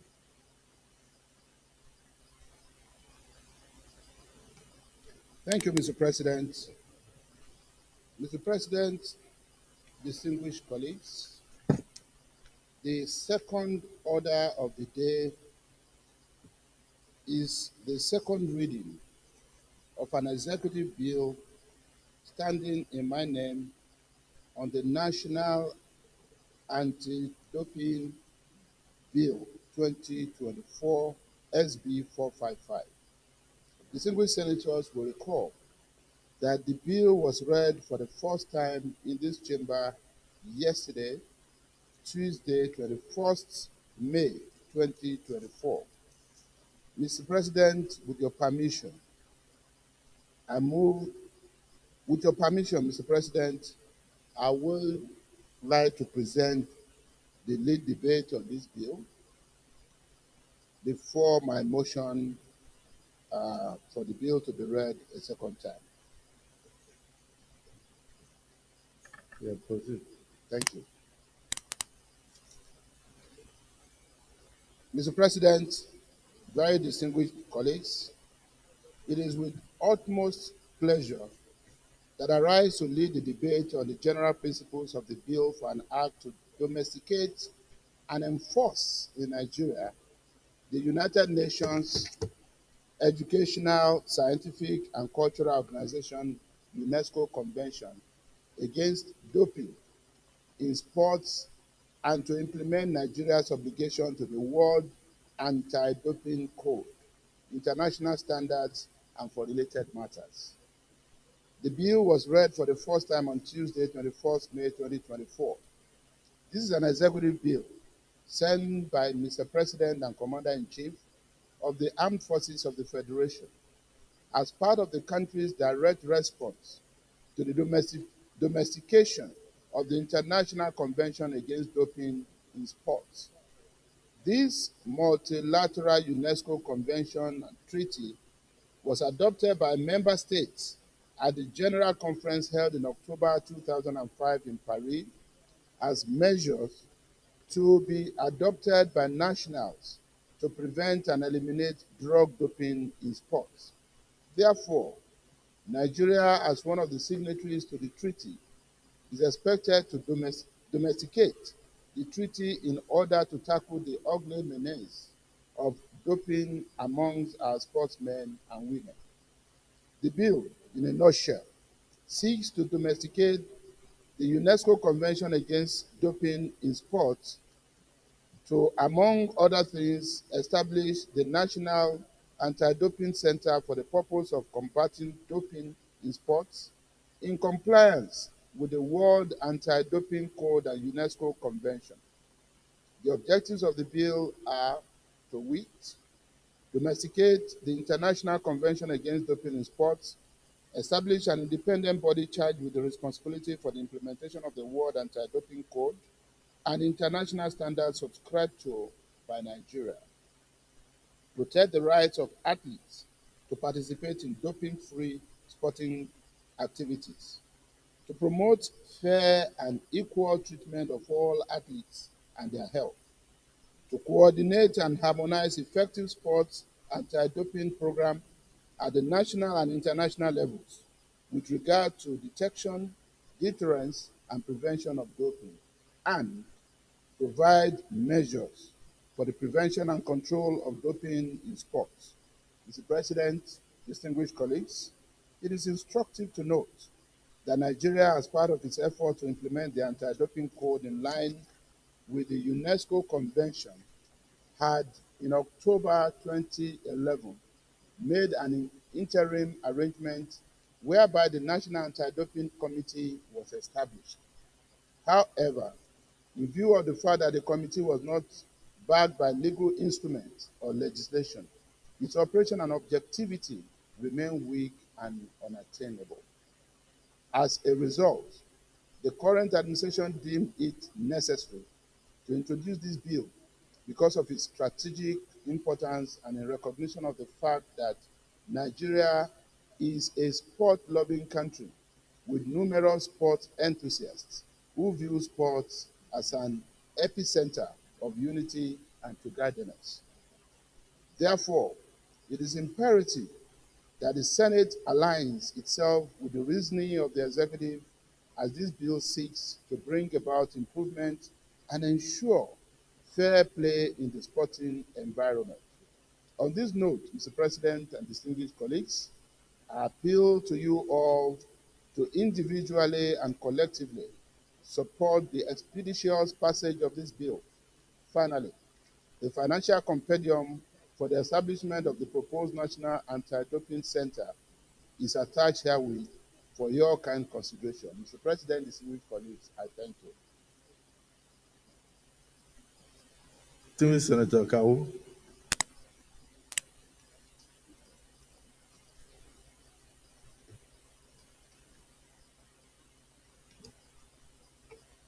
Mr. President, my dear distinguished and respected colleagues, I am Suleiman Abdurrahman Kawu, Sumaila, OFR, representing Kano South Senatorial District. Mr. President, I am here by seconding the motion heavily moved and by distinguished Senator, the leader of the House, to on this very important bill. Mr. President, quite all right, listen to the mover of this bill. We can understand the importance and necessity to make sure that we domesticated this bill this time around. As Olympic is approaching, and we have so many international engagement before us as a country, and we have already signed to be part on this convention. We must, as a parliament, expedite action and pass this legislation.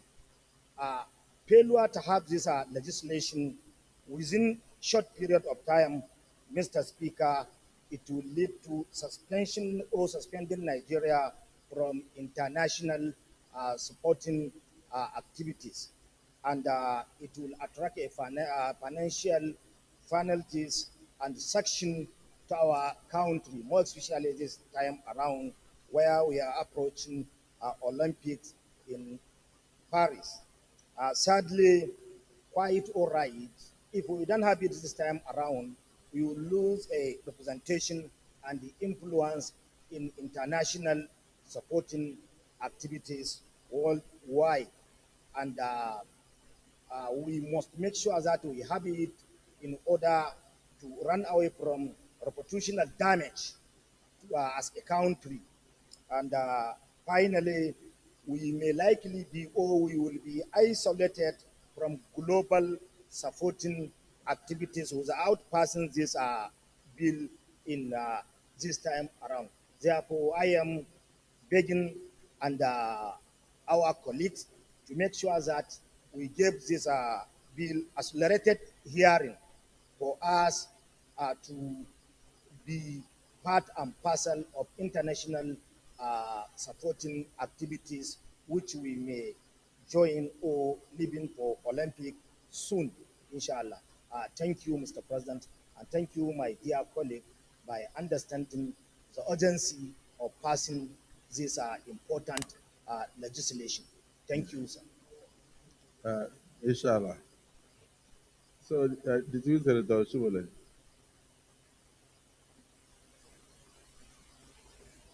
Mr. President, sir, my name is Adams Aliu Eric Oshomole. I represent the great people of Edo North in Edo State, and also the laboring masses of Nigeria.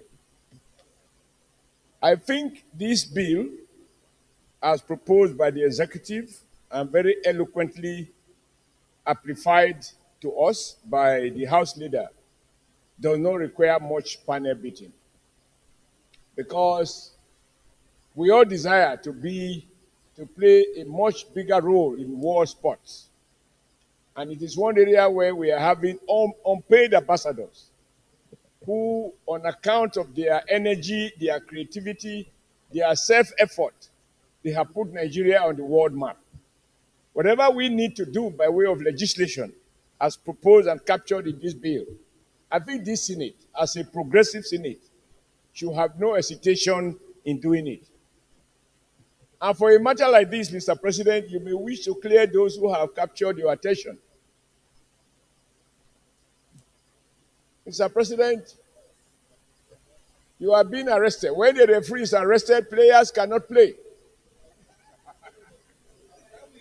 The referee has been arrested and denied the right to watch. No, the everything you are saying is being heard by the Senate. You are addressing the Senate of the Federal Republic of Nigeria, and you are being recorded verbatim. So go ahead. Mr. President, I must obey you, but I wish I can see your very, very handsome face. It used to be handsome, but not now. But to be honest, we are hearing you. All right. Are hearing you, and there's nothing we are doing that is unusual. Everything you are saying, I can repeat. But be rest assured, verbatim, you are recorded, and you are talking to the Nigerian Senate. You are not talking to me as a person. So please go ahead. And of course, in front of me is a PhD holder in warfare. So let me prevent war. I think you need to prevent war because of certain war going on somewhere. So, but just to say, Mr. President, I think that we should all support this bill. We have read of nations and very, very talented athletes and other sportsmen and women around the world who have been prohibited or banned from participating in sports on account of doping, etc., etc. I think it is nice that before Nigeria become a victim, that we take steps to have laws that we keep them in focus, that there are the do's and the don'ts, so that Nigeria can be part of the real world sporting nations. I support this bill, and I am sure this Senate and these distinguished senators should have no difficulties at all. This is what bill we can pass with our eyes closed. Thank you, Mr. President. Just to show that I was following very well, his last statement was that this is a bill we can pass with our eyes closed. So I'm seeing everything you are saying here. So it's not a problem. So thank you for your contributions. And I also thank the Senate leader for bringing this. Like the Senator Oshumole said, this anti-doping bill is not something that we should waste time. So on that note, I think after this contribution, Senate leader, we should invite the clerk to proceed. Is there anybody who is opposed to this bill being read a second time? Those in support that this bill be read a second time, say aye. Those against, say nay. The ayes have it. The clerk of the Senate.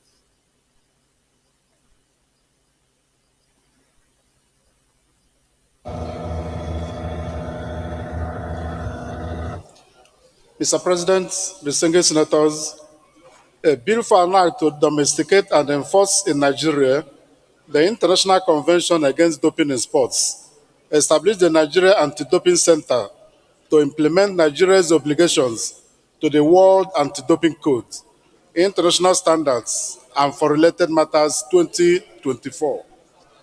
SB 455, second reading.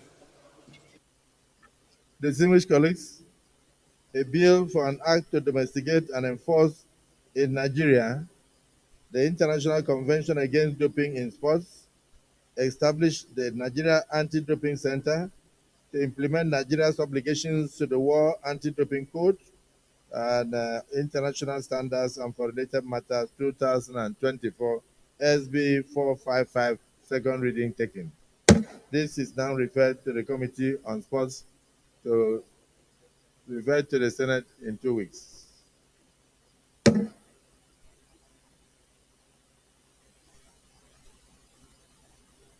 This is Senator Kawu. You are saying you won't be able to handle it alone, so we should also add the Senate Committee on Narcotics. So, okay, you can do it in a week. Fantastic. So when even if I said 2 weeks and you come in 2 days, it's still okay. But we are adding the Senate Committee on Narcotics and Drug-Related Offenses. So the lead committee will be sports, but the Senate Committee on Narcotics and other drugs-related matters will also join you. So, and legal matters to revert to the Senate in 1 week.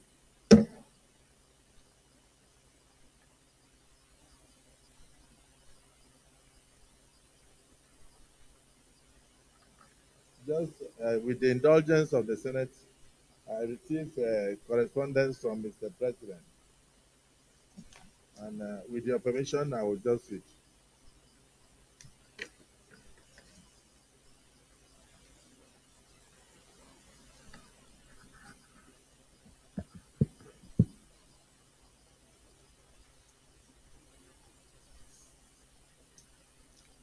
Distinguished Senator Godswill Akpabio GCON, President of the Senate, Distinguished Senate President, submission of 2024 statutory budget proposals of the Niger Delta Development Commission, NDDC.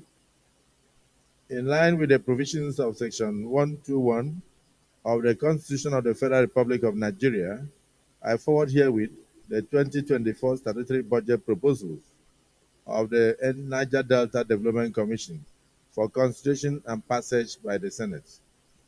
The budget proposal has been prepared on the basis of the NDDC's revenue and expenditure forecast and is in line or is totally aligned with the fiscal and developmental policies of the federal government and renewed hope agenda.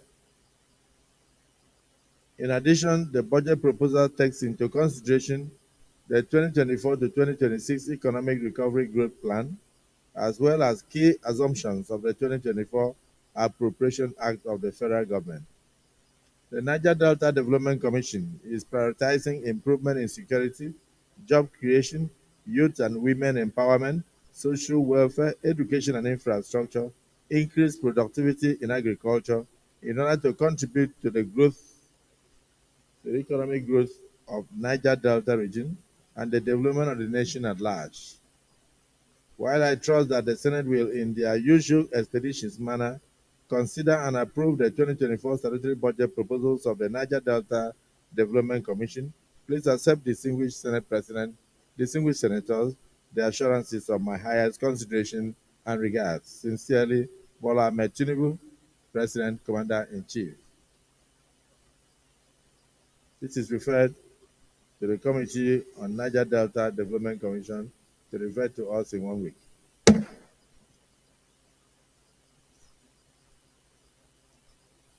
Yes, Senate Leader. Thank you, Mr. President, and very distinguished colleagues. May I move that we step down the other items on the other paper today till the next legislative day. That is my motion, and if it is seconded, well, I'll stop at that first. That's my motion, Mr. President. The Minority Leader. Mr. President, distinguished colleagues, I'd like to second the motion moved by the Senate Leader that we step down on the items on the other paper for today. I so second. Distinguished colleagues, the motion has been moved and seconded that this August Assembly do step down other items on the other paper to enable our colleagues attend to committee meetings and then those traveling to Leeds to take their leave. Those in support of the motion as moved and seconded say aye. Those against say nay. The ayes have it. Yes, Senate Leader. Mr. President, distinguished colleagues, having concluded today's proceedings on the other paper as amended, I hereby move that the Senate do adjourn till Thursday, the 23rd day of May 2024 at 10 a.m. I so move, Mr. President. Minority Leader.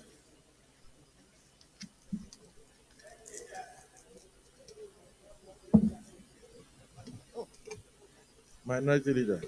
Thank you, Mr. President, distinguished colleagues. I write to second the motion moved by Senate Leader that has to adjourn today till Thursday, 23rd of May 2023 by 10 a.m. I so second. 10 a.m.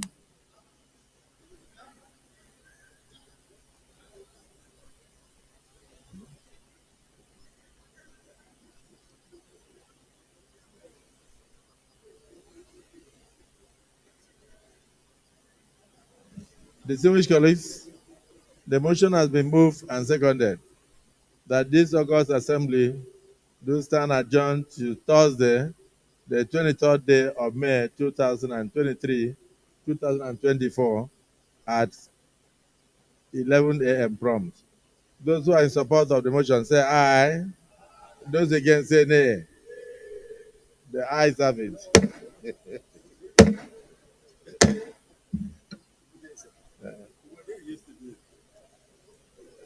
Where were you yesterday?